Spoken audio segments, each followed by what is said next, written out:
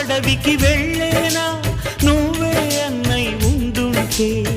యేసు సిలువ మోసేనా నీకే తమ్ముడు అయ్యుంటే